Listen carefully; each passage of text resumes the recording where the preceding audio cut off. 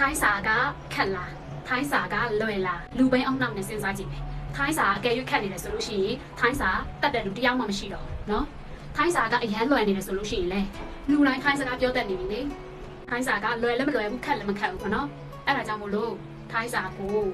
စတင်လေ့လာတော့မယ်ဆိုလို့ရှိရင်နီးစနစ်ကြကြလေ့လာမယ်ဒီကိုရင်လေ့လာမယ်ဒီပြောလို့ရှိရင်တရကိုလေ့လာမယ်တရပြောလို့ရှိရင်အသက်တို့ပါတော့ပေါ့နော်တေချာလေ့လာပြီးမှထိုင်းစာတက်မှာတေချာပါတယ်ဒီဗီဒီယိုမှာရင်ကထိုင်းကြီးရင်းကြီးကိုဒီဇိုက်တစ်ပိုင်းအနေနဲ့မျှဝေပေးမယ်နော်အဲ့တန်ဒီအုပ်စု3ခုမြောက်မှာသူ့ရဲ့နာမည်ကခေါ်ရခန်းလိုက်ဆိုမယ်ခေါ်ရခန်းခေါ်လောင်ဆရာမရင်းနှီးတင်ပေးမယ်ဒီမြင်းပြအောင်ကြည့်ရှေ့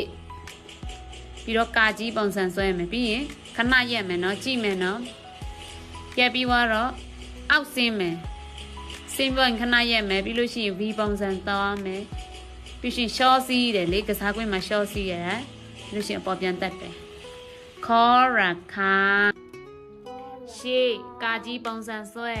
အောက်ဆွဲချ V ခုံးမယ်ပြန်တက်မယ်